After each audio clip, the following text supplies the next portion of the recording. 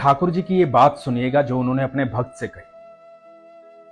सब कुछ मिलने के बाद भी कुछ बाकी रह जाता है, और वो जो बाकी रह जाता है उसके सामने वो सब कुछ व्यर्थ हो जाता है।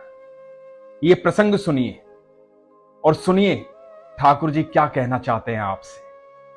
हरे कृष्ण दोस्तों, मैं हूं अनुज शर्मा।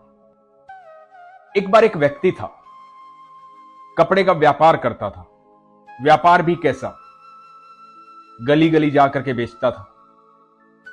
छोटा सा व्यापार था। व्यापार तो व्यापार होता है, लेन देन का धंधा होता है, चाहे वो छोटा हो चाहे बड़ा हो। तो छोटा सा व्यापारी था, इधर उधर जाकर के कपड़े बेचता था। लेकिन एक नियम उनकी जिंदगी में पक्का था, चाहे दुनिया इधर से उधर हो जाए। रोज सुबह ठाकुर जी के मंदिर जाता, मंदिर जाकर के वहां झाड़ू पोछा करता, भगवान से प्रार्थना करता और भगवान से कहता कि प्रभु, मेरे जीवन में सबसे ज्यादा कमी जिस चीज की है ना, वो है पैसा। मैं बहुत मेहनत करता हूं, गली मोहल्लों में जाकर के कपड़े बेचता हूं, बहुत मेहनत करता हूं जो मैं कर सकता हूं, लेकिन पैसा नहीं मिलता। पैसे से ही सब कुछ चलता है। जीवन में बहुत सारी जिम्मेदारियां हैं, इसलिए पैसा चाहिए। मुझ पर कृपा करो प्रभु, मेरी मदद करो प्रभु, मुझे पैसा दो प्रभु। ठाकुर जी वैसे ही मंदिर में मुस्कुराते रहते जैसे मुस्कुराते थे। धीरे धीरे उसके जीवन में तरक्की होने लगी, पैसा आने लगा। अब गली मोहल्ले में नहीं जाता था, एक छोटी सी दुकान हो गई, दुकान से बड़ी दुकान हो गई, व्यापार बड़ा हो गया, थोक विक्रेता हो गया कपड़े का। दूर दराज तक उसके कपड़े जाने लगे, खूब पैसा हो गया, लगातार तरक्की हो रही थी, लगातार तरक्की हो रही थी। सब कुछ मिल रहा था, लेकिन एक चीज छूट रही थी। अब इसके पास समय नहीं था मंदिर में झाड़ू पोछा करने का। कई बार इसको यह भी महसूस होता था कि यार अब इतना बड़ा आदमी हो गया है तो अब मंदिर में जाकर झाड़ू पोछा करेगा, अब ये काम करेगा। ये अलग ही बात जन्म ले चुकी थी। तरक्की तो हो रही थी लगातार, कहीं भी कोई कमी नहीं थी। इतने दिन ठाकुर जी की सेवा की थी, और ठाकुर जी किसी का बकाया रखते नहीं है। ठाकुर जी इतना प्यार करते हैं, बिना मांगे इतना कुछ देते हैं, और जब आप मांग लेते हैं तो फिर आपको देंगे क्यों नहीं। तो बहुत कुछ दिया इसे। बेटी की शादी हो गई, बच्चों की शादी हो गई, उम्र बढ़ने लगी, पत्नी दुनिया छोड़ करके चली गई बैकुंठ धाम। बच्चों ने जीवन भर पैसा देखा था, क्योंकि संघर्ष तो इसने किया था, पैसा तो इसने कमाया था। ठाकुर जी का अनन्य भक्त था, इसलिए जीवन बड़ा सुखमय कटा। लेकिन बच्चे बड़े होने लगे, खुद की आदतें बिगड़ी, खुद मंदिर नहीं जाता था तो बच्चे कहां से मंदिर में जाते, बच्चों को वो संस्कार कैसे मिलते। इच्छाएं सारी पूरी हो गई थी, तो ठाकुर जी के मंदिर क्या करोगे जाकर के? क्यों जाओगे ठाकुर जी के मंदिर? क्योंकि दुख होगा तभी जाओगे ना। तो अब दुख तो था ही नहीं। लेकिन वो ईश्वर है जिसे प्यार करता है, अपने पास बुला लेता है, जैसे चाहता है वैसे बुला लेता है। जीवन में सब कुछ था, पैसा था, नाम था, शोहरत थी, गाड़ी थी, दौलत थी, सब कुछ था। ऐसा नहीं था कि किसी चीज की कमी थी या बच्चों ने अलग कर दिया था। सब कुछ था, लेकिन एक चीज नहीं थी, और वो थी मन की शांति। अब मन की शांति मिले कहां? याद आए वो दिन जब संघर्ष करता था, मंदिर जाता था, झाड़ू पोछा करता था। फिर पहुंचा ठाकुर जी के द्वारे, सुबह सुबह झाड़ू उठाई, झाड़ू की, पोछा उठाया, मंदिर के प्रांगण में पोछा मारा, भगवान को देखा, आंखों से आंसू बह रहे थे। बरसों बाद भगवान के सामने गया था, सालों बाद भगवान को देखा था। वही मंदिर, वही जगह। इतने साल बीत गए, जीवन बदल गया। पहले पैदल पैदल आता था, आज बड़ी गाड़ी बाहर खड़ी थी। वही मंदिर, वही झाड़ू पोछा।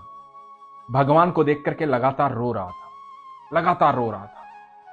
भगवान अपने भक्त को बहुत प्यार करते हैं। भगवान ने उसके इस प्रेम को देख करके साक्षात दर्शन किए। भगवान तो पल भर में सारी गलतियों को क्षमा कर देते हैं। भगवान बोले कि अब क्यों आया है, अब तो सब कुछ है तेरे पास, जो तूने मांगा था वो सब तो दिया मैंने, तूने जो जो कहा मैंने वो सब किया। तूने कहा बहुत पैसा चाहिए, बड़ा घर चाहिए, बड़ी गाड़ी चाहिए, बड़ा बंगला चाहिए, बेटी की शादी हो जाए, बेटे सेटल्ड हो जाएं। अब क्या दिक्कत हो गई जो इतने सालों बाद आया है? क्या परेशानी हो गई? ये व्यक्ति रो पड़ा, बोला प्रभु आपने सब कुछ दिया, इसमें कोई शंका नहीं, मैं ही पापी था, मैं ही गुनहगार था। जब सब कुछ मिल गया तो मैं आपको भूल गया, मैं आपके पास नहीं आया। ठाकुर जी बोले कोई बात नहीं, तूने इतनी सेवा की है मेरी, इतना पास रहा है मेरे, इतना प्रेम दिया है मुझे, तो तुझे क्या लगता है कि मैं तुझसे नाराज हूं? मैं बिल्कुल नाराज नहीं। दिक्कत बता, क्या दिक्कत है? तो इस व्यक्ति ने कहा कि मन की शांति नहीं है। तो ठाकुर जी ने कहा तूने मांगा कब मुझसे? तू मांगता तो मैं तुझे ये भी दे देता। तूने तो सारी भौतिक चीजें मांगी, तूने तो पैसा मांगा, दौलत मांगी, शोहरत मांगी, इज्जत मांगी, दौलत मांगी, वो सब दिया ना मैंने तुम्हें। तूने कभी नहीं कहा कि मुझे मन की शांति चाहिए, मन का सुख चाहिए। एक बार मांग के देखता तो मैं दे देता। और लोग यही गलती करते हैं कि मेरे पास जब आते हैं तो सब कुछ मांगते हैं, सारी जरूरतें पूरी करना चाहते हैं, कोई मन की शांति नहीं मांगता। जब मन की शांति पहले ही मांग लेगा तो बाकी चीजों की जरूरत क्या है? वो सारी सुविधाएं तो मैं तुम्हें दूंगा जिससे तुम्हारे मन की शांति रहे। तो कभी मुझसे जब भी मांगो तो ये मांगना कि प्रभु मन की शांति चाहिए, बाकी सब चीजें तो तुम्हारे पास आ जाएंगी। क्योंकि जब मन की शांति हो जाएगी तो सब कुछ तुम्हारे पास होगा, तभी तो मन की शांति होगी।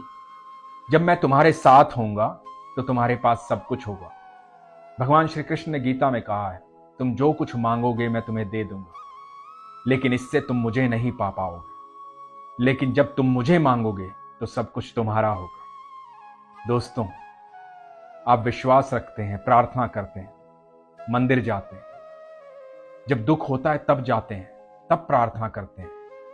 मैं सच बताऊं, दुख बड़ी कमाल की चीज है। जब भी आता है ईश्वर को अपने साथ लेकर आता है, और वो इतना भोला भाला होता है दुख, उसे ये पता नहीं होता कि वो ईश्वर को साथ लेके आ रहा है कि खुद खत्म हो जाएगा। क्योंकि जहां ईश्वर होते हैं वहां दुख कभी नहीं होता है। आज के बाद जब भी जाओ ईश्वर के पास, जब भी उनसे बात करो, जब भी उनसे मिलो, बाकी सब चीजें तो आपके पास वैसे ही आ जाएंगी। मन की शांति मांगना, क्योंकि सच बता रहा हूं, सबके पास सब कुछ है लेकिन मन की शांति नहीं है। आज के बाद ईश्वर से जब भी मांगो तो सिर्फ बोलना, प्रभु मुझे मन की शांति दो, मुझे मन की शांति चाहिए। वही सबसे बड़ा सुख है। और जिसके पास कृष्ण होते हैं उसके पास मन की शांति होती है।